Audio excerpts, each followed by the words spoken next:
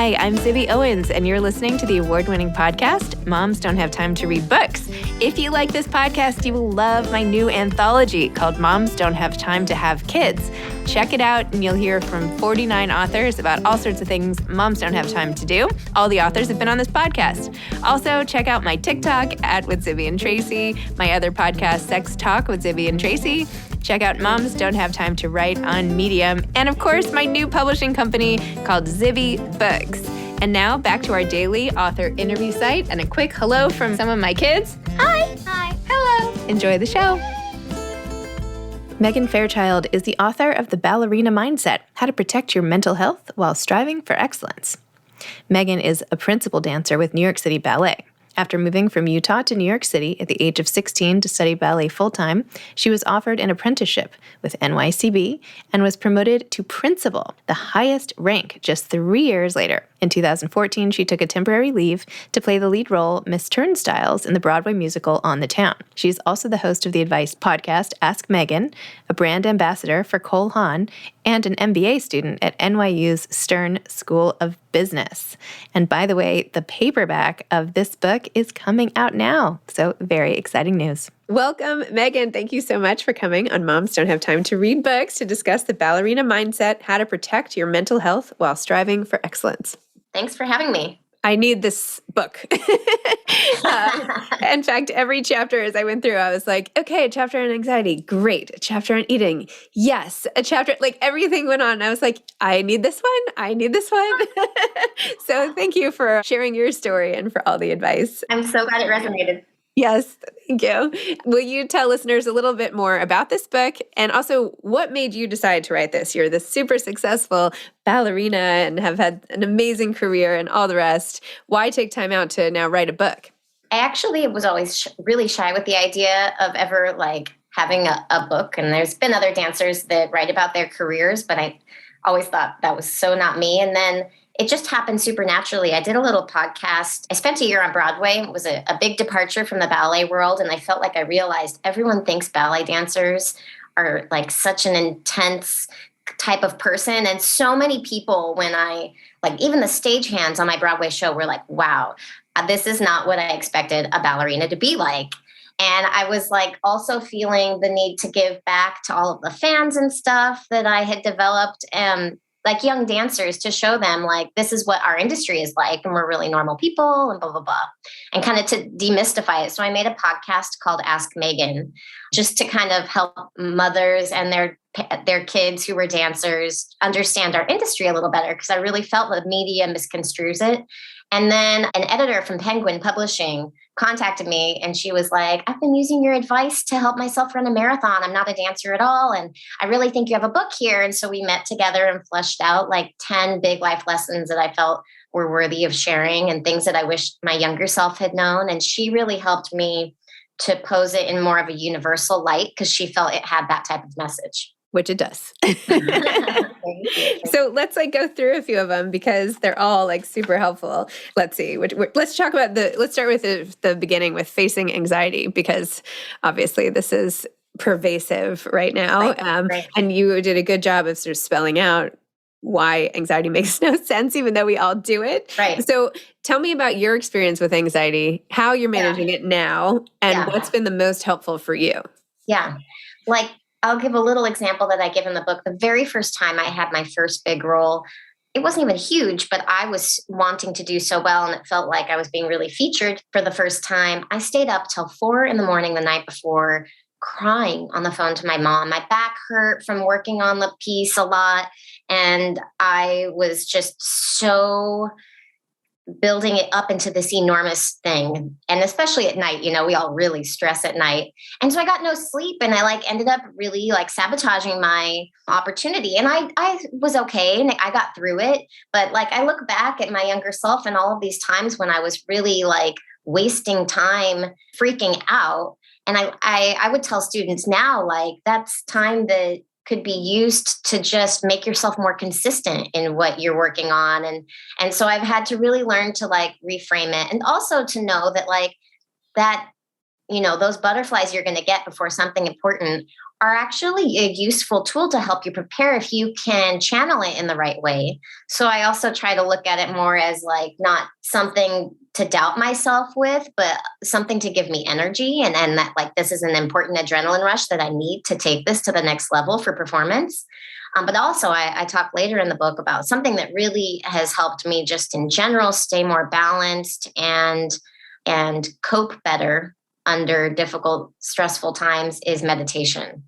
So I don't even have that much time to meditate these days. But if I really need to like reroute my energy, I have this tool. I can go be like, I'm tapping out to my husband. I need 20 minutes to myself.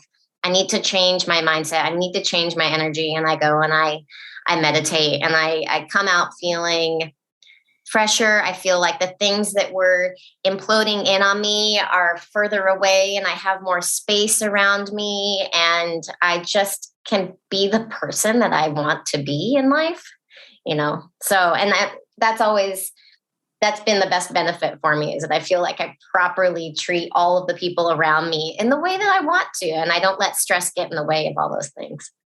Wow. Goals. I'm still working on all of it. Just ask my husband. Probably say I still have lots of work to do, but I have the tools now, you know, and like the younger me didn't know this. And that's why I wanted to write this book, because I feel like for me, meditation was such a game changer, such a game changer. I have not been able to get into meditation at all. I know it's supposed to be so good, but I don't know. You know, I usually take a time out and read or something or take a walk or something. I think it's whatever works for you, right? Yeah. But for me, the reason that meditation kind of like I got really into it first was because someone more senior than me at work suggested that I would benefit from it. And then also she had me doing TM. You have to pay for it. It's like $1,000 to like do your lessons. And I was like, okay, well, this is a commitment. It was almost, honestly, I feel like that amount of money made me be like, you know, I'm making a commitment towards this that I'm not going to squander. I really am going to give this its full effort. And somehow the money part helped me to be consistent in the beginning and understand how much it could help me. And of course, it's going to pay the teachers and everything, and it's how they function as an organization. But for me, that was like a good motivator because I don't like wasting money. Yeah. No. Let's talk about your whole section about your food intake, times when, well, you just go. Yeah. Well, you know, I'm sure a lot of people think dancers have really weird eating habits and, you know, having a magnifying glass on those things and what you're putting into your body can kind of mess with your brain. And I had to learn that, you know, over time, it's not that we are, you know, it's not that you can't, as a dancer, you have to be in control of what you're putting into your body. Like that is important. We can't say that, oh, you can look like whatever you want as a dancer and that's fine. Like we're really working towards an ideal of everyone's optimal health. It's not that everyone has to be like rail thin like this or that. We have all different types of muscularity in the company, especially in American ballet.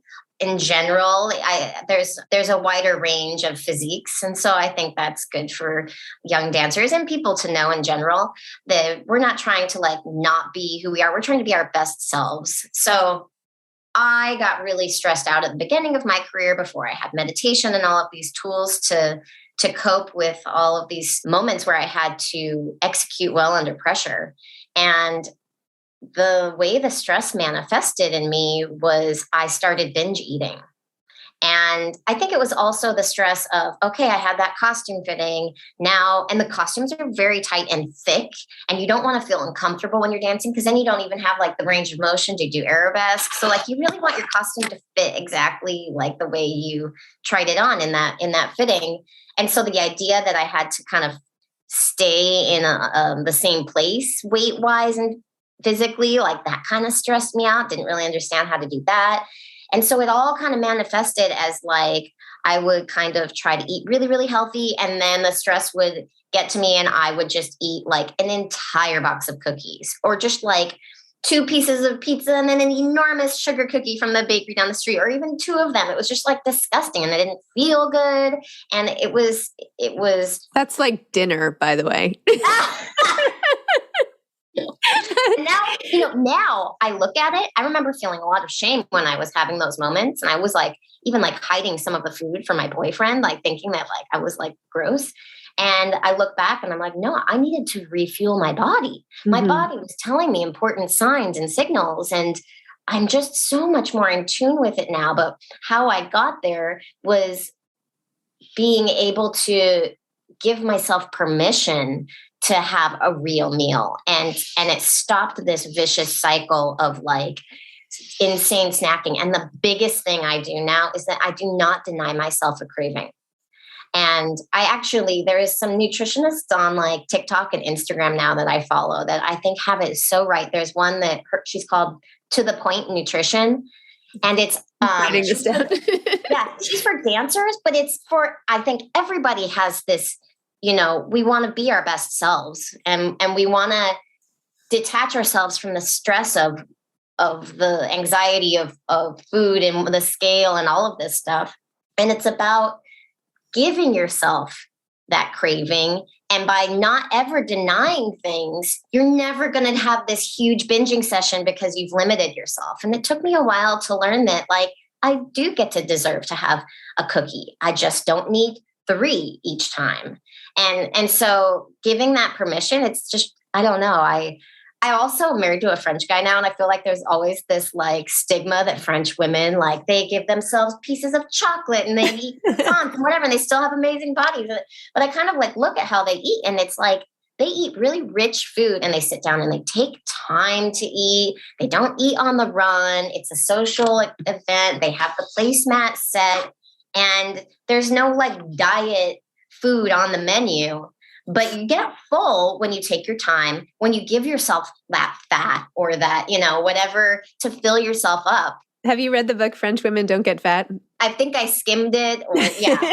Totally. Because it's such a, how are they doing this? And they're so, I think they're very conscious about what they're looking like. But from the outside, it's a good lesson of how to let go and have a little bit healthier approach is just how I found to do it. And it's so freeing when you get to that place where you go sit down at a restaurant with friends and you're not like, okay, what's like the skinniest thing I can eat? I feel like I used to do that to myself. And now I'm like, what do I want? What's my body telling me? Oh, I want something salty. I must be dehydrated. Like, I need, some sodium. I'm going to get some fries. But then it's like something, I don't need all the fries. I can have until I feel full. I never get that feeling now where I'm feeling disgusted with myself because I went too far past. And that's a really nice place to be.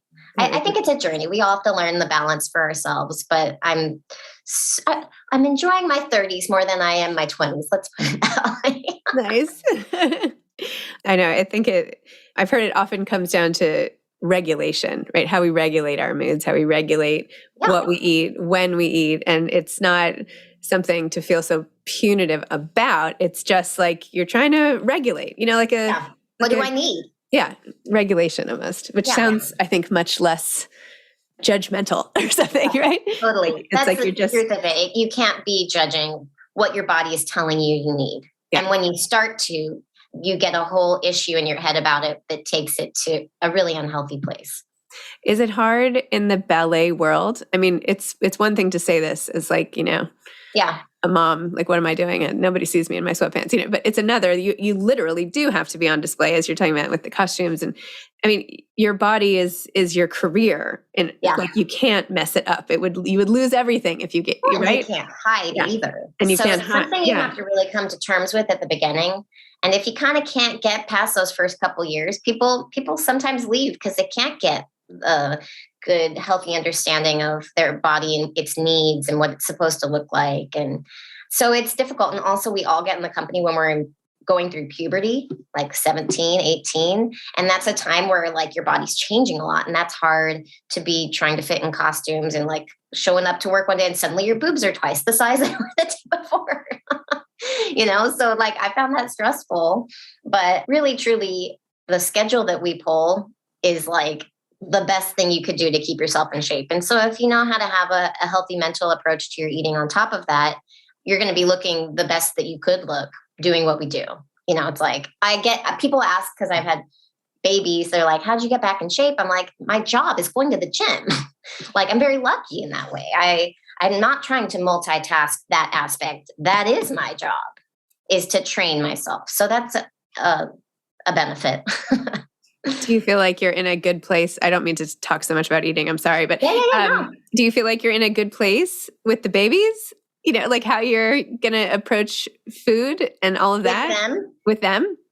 Absolutely. I think I got a little nervous with my firstborn because she could seem to like eat endlessly. And I was like nervous about that. And like I had to let go and know that no, her body's telling her what she needs to. And I have 3 girls, right? And they're all very, very different. And so I really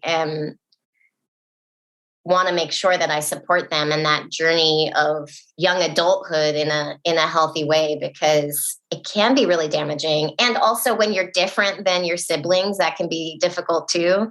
So I'm definitely super aware of it. I just want to I have one former colleague, when she had her firstborn, she would like make her stand in front of the mirror and talk like self-love to her body. Like, look how beautiful I am. And I'm not going that far, but like that kind of mindset, like, and that's a little bit why I would be fearful of her to enter into this world, because it is super judgmental. And we're like being judged in front of a mirror, in front of people all day long. And then you do it in front of an audience. And like, I've come out on the other end and I've survived it, but I would be very protective of my daughters to go into that environment. And I wouldn't want them to feel insufficient, and I wouldn't want them to feel also that they had to achieve what I achieved. So in a way, I'm like, I hope they appreciate ballet, but I also hope they find their own thing.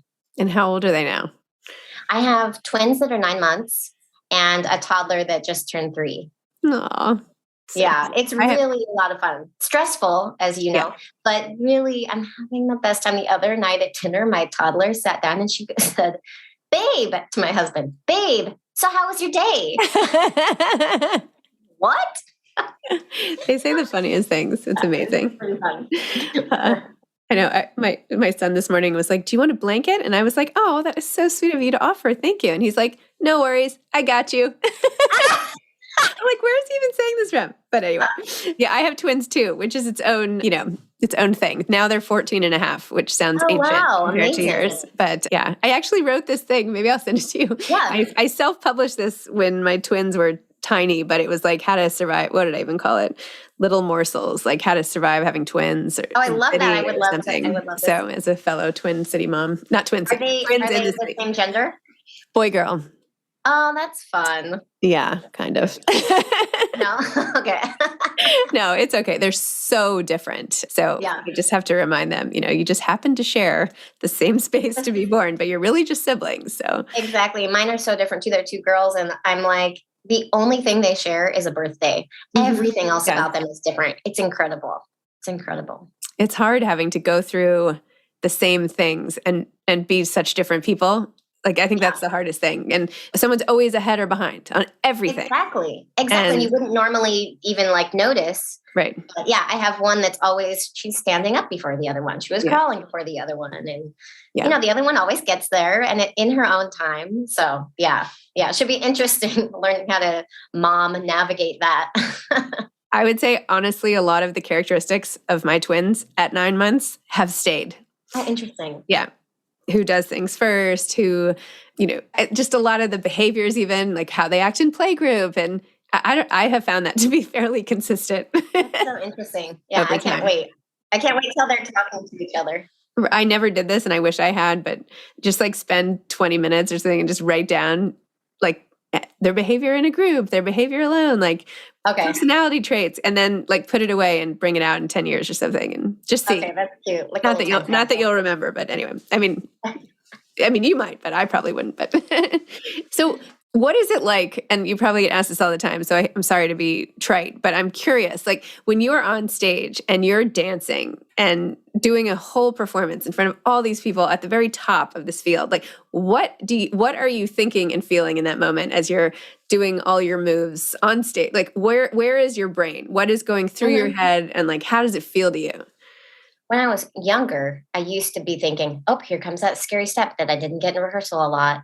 And I was way too in my head. And now, especially with the help of meditation, I'm first of all, just the older I get, the more I just love what I do because I'm getting so used to it. It's like how many years? I've been doing this for 20 years now. I love what I do. I feel my most comfortable in that space of performing in front of thousands of people. And it's just kind of, it's a special thing because you've worked and rehearsed, but then like it all comes together in the show in this amazing way because you have the orchestra and the lights and the makeup. And like, so your body kind of like arrives in the moment and does things that, sometimes you even couldn't do in rehearsal, and like all of that stuff coming together in that just one moment in time. It's so special. And like, then the audience witnessing it and you don't even know what's going to happen. Like that's the thrill of it. And I've learned to love that. I think I used to be terrified of it and I've learned to love it. And so now what I really focus on when I'm out there is hearing the music. And we have a 60-piece orchestra. And I didn't really appreciate it until I went to Broadway and everybody was so excited we had a 20-piece orchestra or something. I was like, that's nothing. And so it is, and we rehearsed to piano, the same melodies and stuff. And then you get to the live show and you hear this music that's so incredible and it brings it to life in this even more spectacular way. So I don't know, live, doing what we do, you got to love the journey. But that's why the pandemic was hard because I really also feed off of that performance aspect and hearing the audience's applause. And so it's like the only way that you can communicate with them is what what they sound like after you perform. And it's this connection you share, we like silently communicate and share something in that evening. And I just love it. So that was a big thing missing from the pandemic. And a lot of dancers, younger dancers in the company left because it was just, this isn't worth it. They forgot or didn't know what was waiting for them on the other side, Oh. Yeah.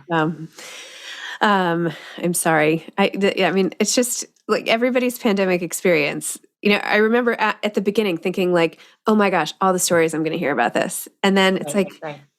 Ballet dancer, what do you do? And you're used to that. It's like, we were dancing. Our company sent 5x8 square foot Marleys. So it's like the surface that we dance on because with point shoes and the satin, it's very slippery unless we have this special surface. And so they sent it out to all of us. We had this little rectangular patch to dance on after our stage is enormous. And we're known for covering space and traveling. And then we were like diminished to this teeny little space for a year and a half. It was just like heartbreaking. It was truly heartbreaking. But I also knew if we can make it through this, we are going to be so resilient. We're never going to complain again. Right. And we're going to always be grateful for every opportunity to be together, even if it's not performing, just to come together and dance to our pianist and take class together. Even just that is something that I will never take for granted ever again. It's so nice. Do you ever worry when you're in the middle of a performance, like that no one can reach you?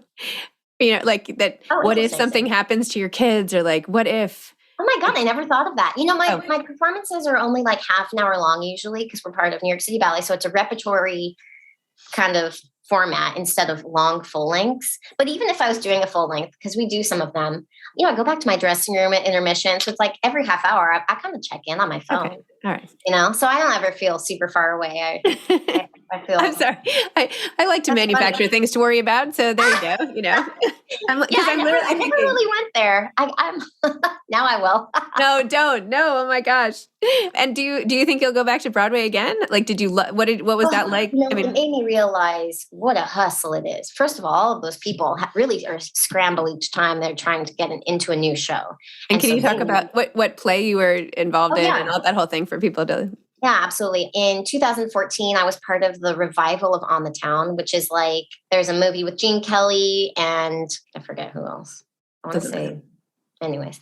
And it was originally on Broadway, and then they did a movie with it. It was different music. So anyways, it's like that song, New York, New York.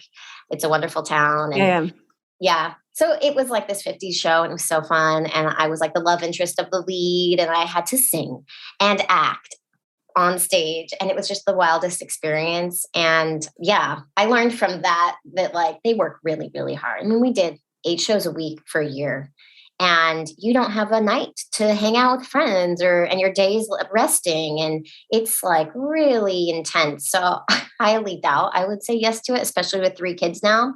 But like I'd say yes to like a little project that was like, for a little bit of time. I love that world. I think they're amazing people. It made me realize how jaded we are as dancers. Like the ballet world is a little more like, but there's more of a perfectionist aspect to what we do. And we're really hard on ourselves at the ballet. Where in the Broadway world, it's like, just sell it for the audience. Everyone's going to enjoy. Let's have a good time, so. But wow. Such talented people. I developed a lot of respect for what people do on Broadway. It's not easy. So not to keep you here forever, but the book itself, what did you learn that could help other aspiring authors from writing your first book? Oh, interesting. I mean, it was really kind of like just like flushing out journal entries about certain lessons. So there wasn't any huge lessons, except like I learned a lot from my editors on like how to structure a chapter in order to make it interesting, and starting with a little lead in and then going into further, the way they helped me structure it was very helpful. And I always also really relied on them to help me understand what was interesting to the readers, because like I would go off on tangents and they're like, oh, we don't want to hear about that. We want to hear about this. I'm like, really? You guys want to hear about that? And so it was always like something different than I expected that people would want to hear. So that was interesting. So my connection with them was really important.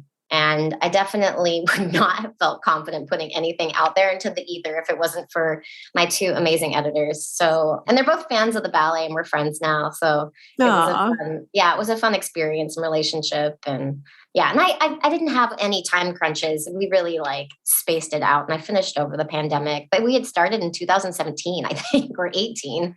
So really I took my time with it, which is good.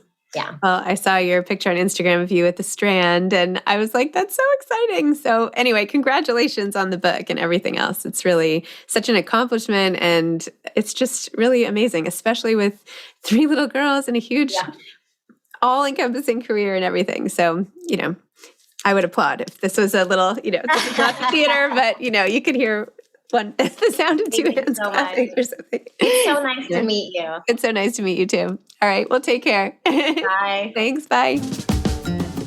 Thanks for listening to this episode of Moms Don't Have Time to Read Books. Don't forget to follow me on Instagram at Zibby Owens and at Moms Don't Have Time to Read Books. Also sign up for my newsletter at zibbyowens.com and sign up for my virtual book club and meet lots of authors on Zoom every other week. Thanks so much to Steve and Ryan at Texture Sound for the sound editing. And thank you to Morning Moon Productions for providing this fantastic intro and outro music.